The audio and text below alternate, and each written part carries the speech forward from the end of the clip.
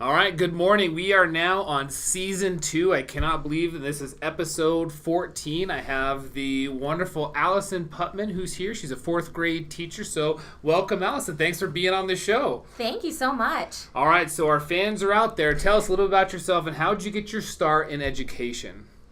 Well, believe it or not, I did not know at a young age that I wanted to be a teacher. Thought I was going to be a movie star and kept that going for a few years until I started babysitting, and I actually went on a school field trip in high school to a preschool, and that became my first job. And pretty much from then on, it was a done deal. I was going to be a teacher, go into education, and it just felt like a great fit. So that's all she wrote on that one. And you didn't go to school here, correct? You went to school in a different state, right? Yes, I went to the University of Kansas, and I got my degree in elementary education.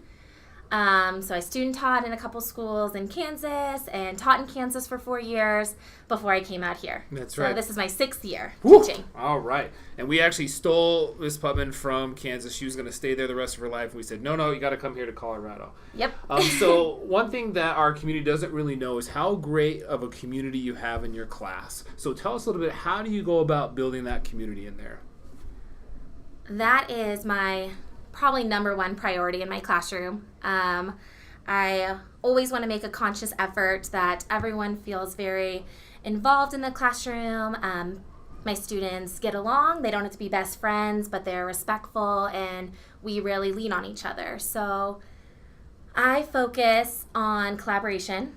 I'm always wanting students to communicate together, work things out, everyone playing a role, because I think it just gives them this sense of belonging. And I have a part in this classroom, and we are a community together, and we're not the same without one or two missing pieces. And so by really putting an emphasis on a team and everyone is important, I think that rubs off on them and they feel that way.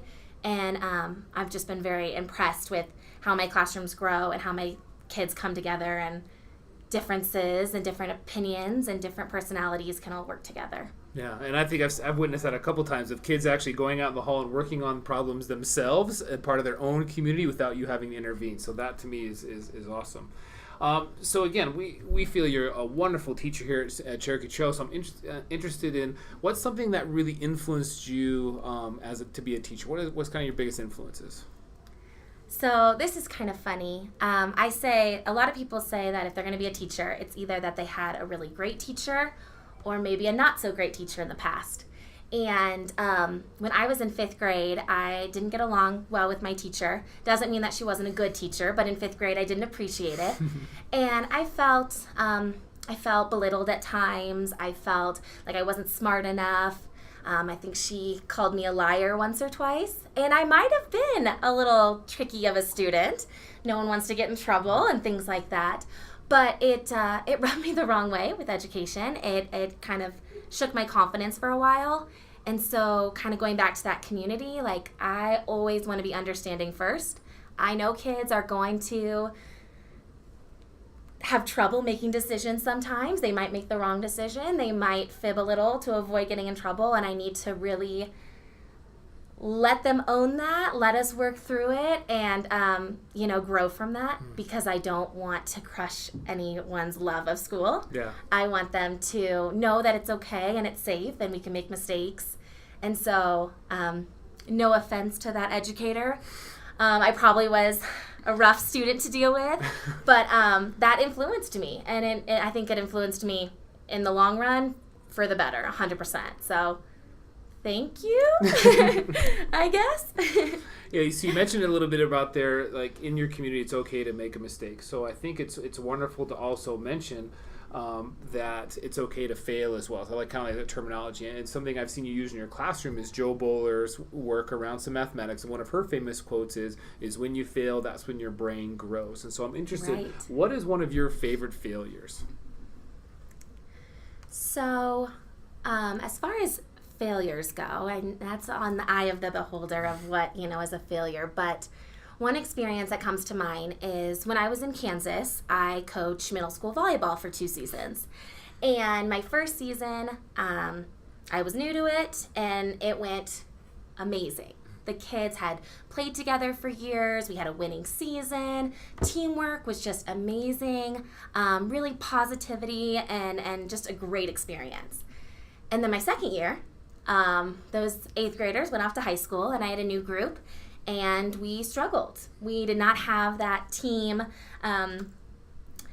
kind of unity that the previous group had, and our season would probably have been called a failure. We did not have a winning season. We struggled. And so parents, kids, they probably looked at that as a failure.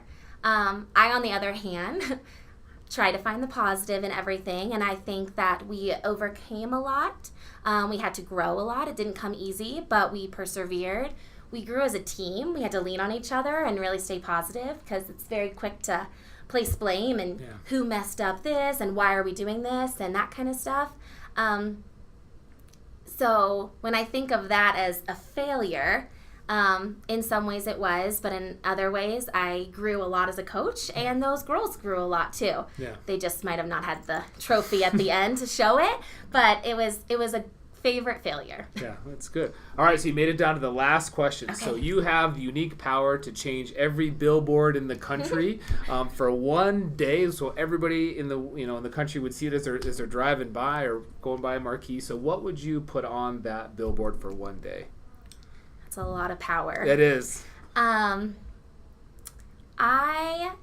am kind of a glass full kind of person. I try to stay positive, but that doesn't come natural to everyone. It doesn't even come natural to me some days. So I think if I was changing billboards, I would just want like smile, be happy, maybe a joke. I'm not very good at jokes, but just something to kind of remind people to lighten up and be positive and kind of have that glass full attitude, at least for that day. Yeah. No. That's probably what I would do. I would agree. All right. Well, you made it all the way through. Thanks again for coming. Thank you. We appreciate you being on the show, and stay tuned to next time. You never know who's going to be on here, so thanks again. Bye.